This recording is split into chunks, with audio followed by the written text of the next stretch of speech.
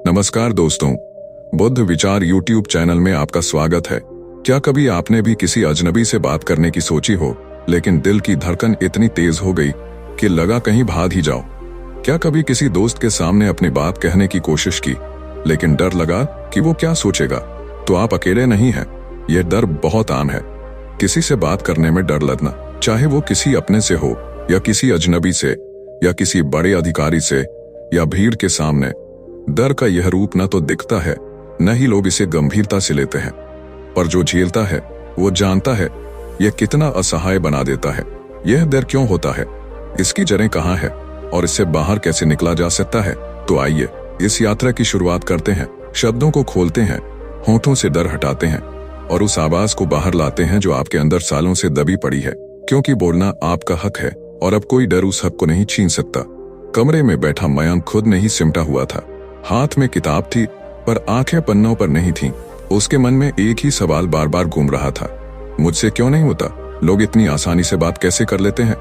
College की second year में पढ़ रहा मयंक पढ़ाई में तेज था, लेकिन जब भी उसे किसी से बात करनी होती, खास तौर पर किसी नए इंसान से या भीड़ के सामने, उसका गला जैसे सूख जाता था, हाथ कांपने लगते थे, दिल जोर जोर से धड़कता था और दिमाग बिल्कुल खाली हो जाता। वो बस चाहता था कि जैसे तैसे वो स्थिति खत्म हो जाए, कोई उसे देखे ही नहीं और वो अपनी जगह लौट आए, चुपचाप, बिना कुछ बोले। मयंक को खुद से बहुत शिकायतें थीं। उसे लगता था कि उसमें कोई कमी है, कि वो नॉर्मल नहीं है। उसके दोस्त उससे कहते, भाई तू इतना सोचता क्यों है, बस जा बात कर, इतना क्या मुश्किल है?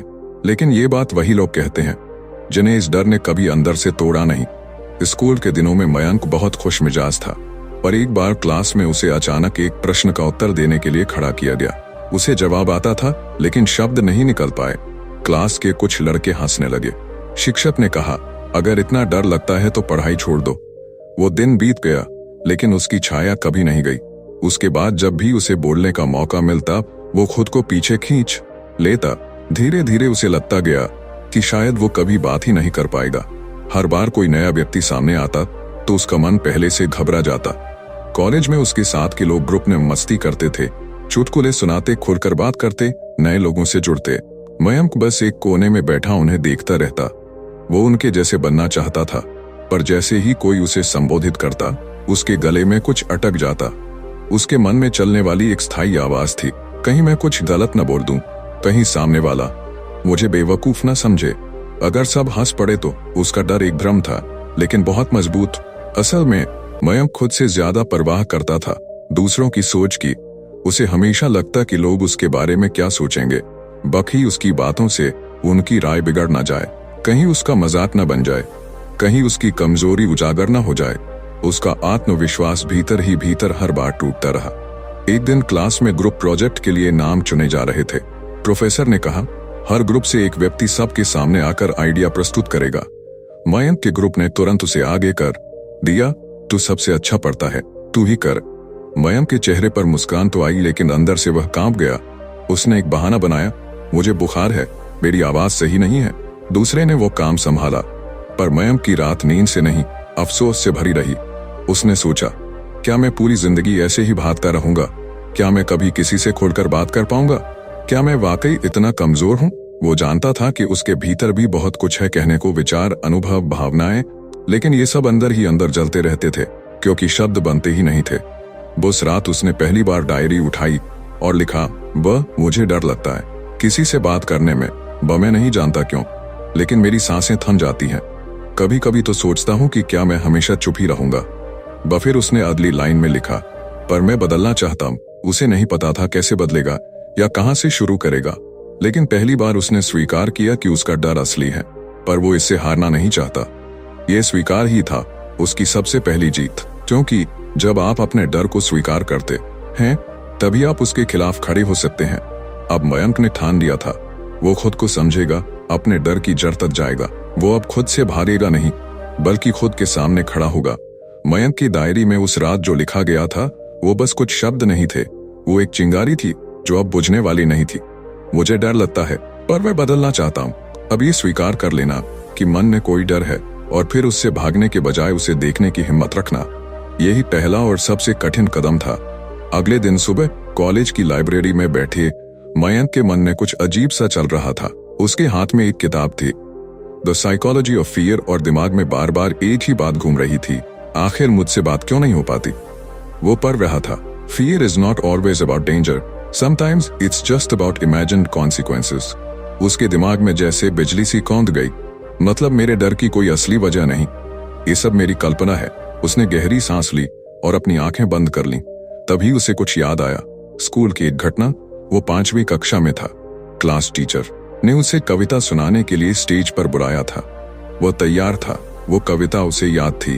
वो मंच पर गया, पर शब्द नहीं निकल पाए, आवाज कांप रही थी। कुछ बच्चों ने हंसी उड़ा दी। पीछे बैठे उसके दोस्त ने फुसफुसाकर कहा, बेवकूफ बन गया तू तो। उस दिन वो बस रोया नहीं, उस दिन उसके भीतर कुछ टूट गया था।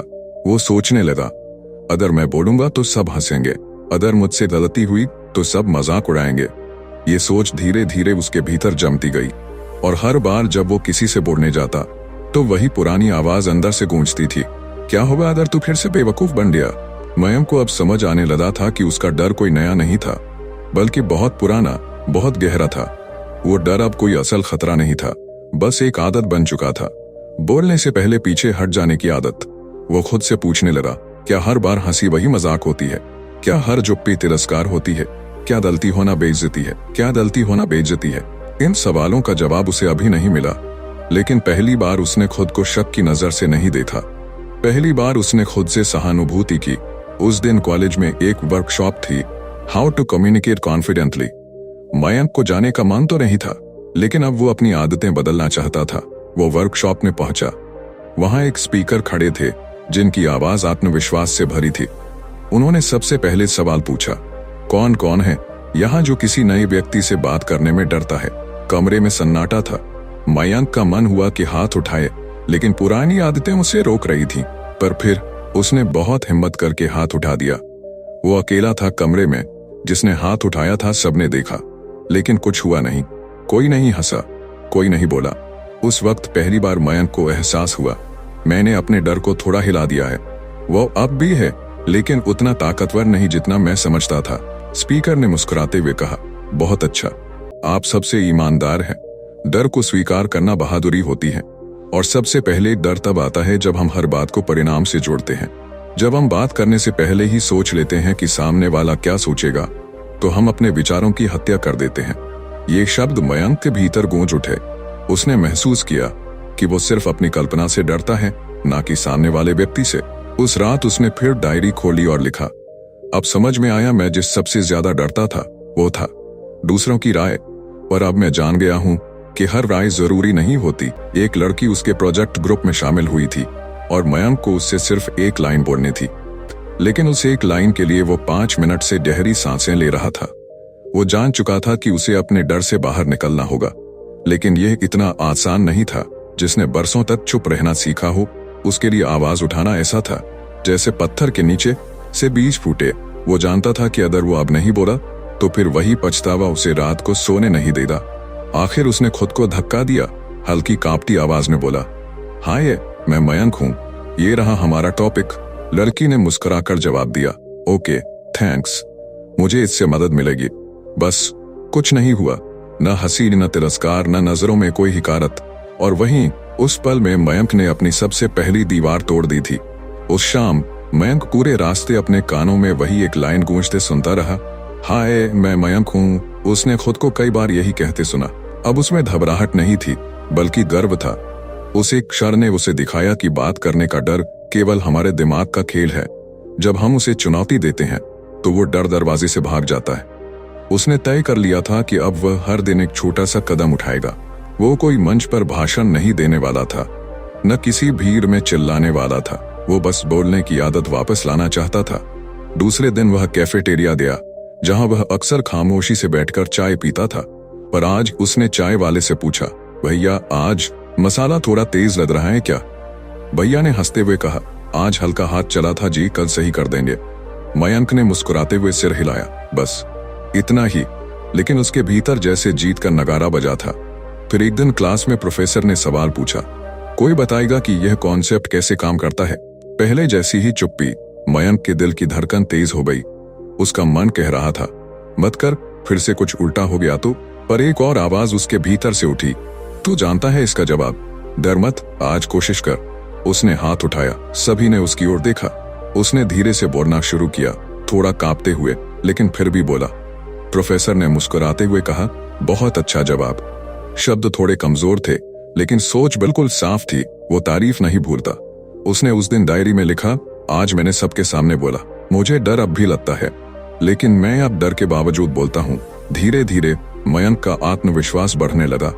उसने अब छोटे छोटे अभ्यास शुरू किए, हर दिन एक अजनबी से बात करना, हर दिन एक अजनबी से बात करना, डायरी में अपनी आवाज रिकॉर्ड करके सुनना, और सबसे जरूरी, खुद को रोज माफ करना अगर कोई बात गलत हो जाए तो। एक दिन कॉलेज में स्पीक अप नामक एक इवेंट का आयोजन हुआ, जिसमें छात्रों को 5 मिनट का समय दिया गया किसी भी विषय पर बोलने के लिए।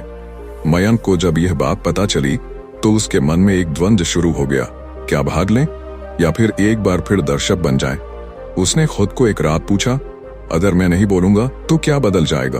फिर तुरंत ही एक जवाब भी आया, अगर मैं बोलूंगा तो मैं बदल जाऊंगा। बस उसी जवाब ने फैसला लिया।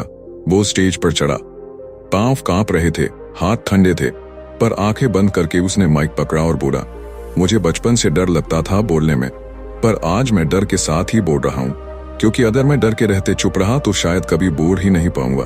पूरा हॉल सन्न था। फिर तालियां बजीं, धीमी शुरुआत, फिर जोरदार। मयंक की आंखें भर आईं, न शर्म से बल्कि पहली बार गर्व से।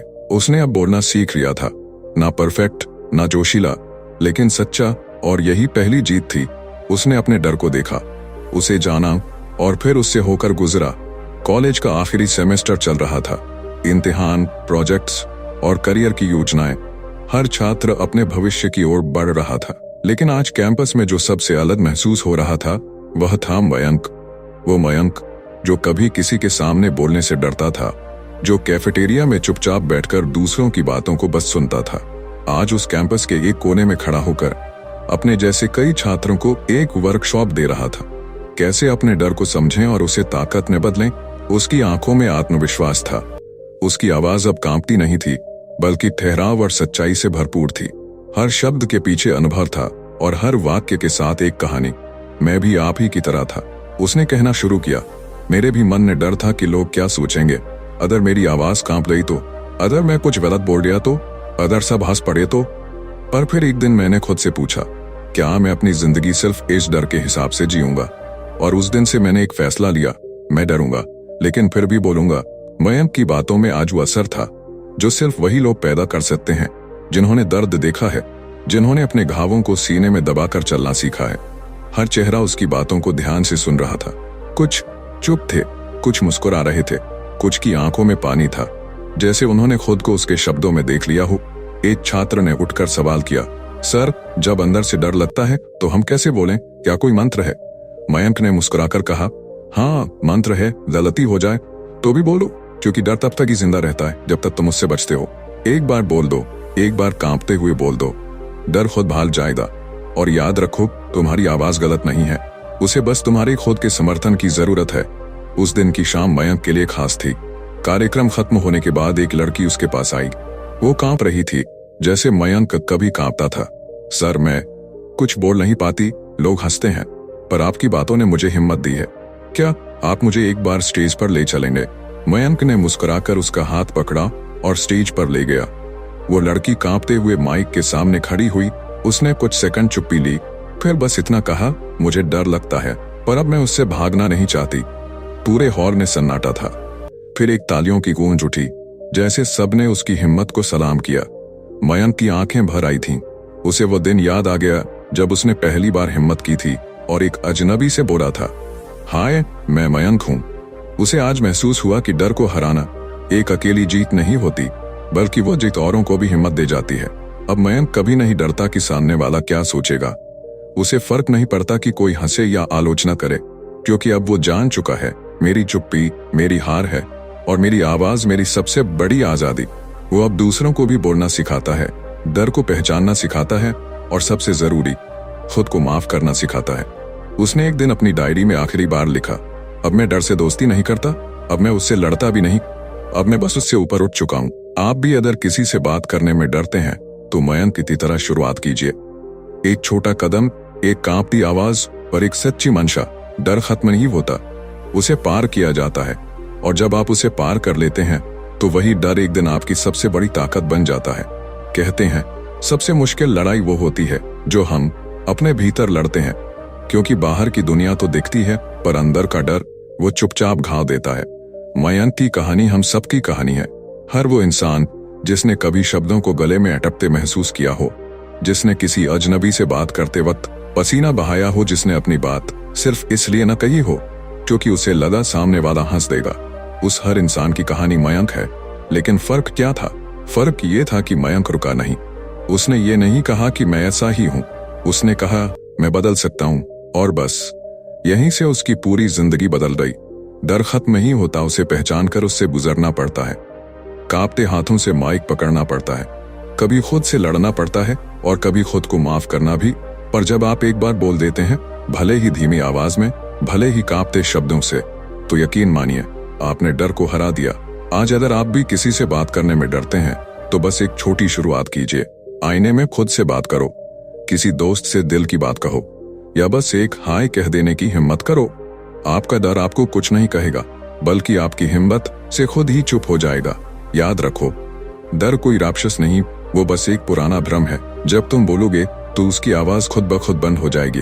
अब वक्त आ गया है कि तुम अपने भीतर की आवाज को खोलकर सुनो और दुनिया को भी सुनाओ, क्योंकि अब आवाज तुम्हारी है, डर नहीं।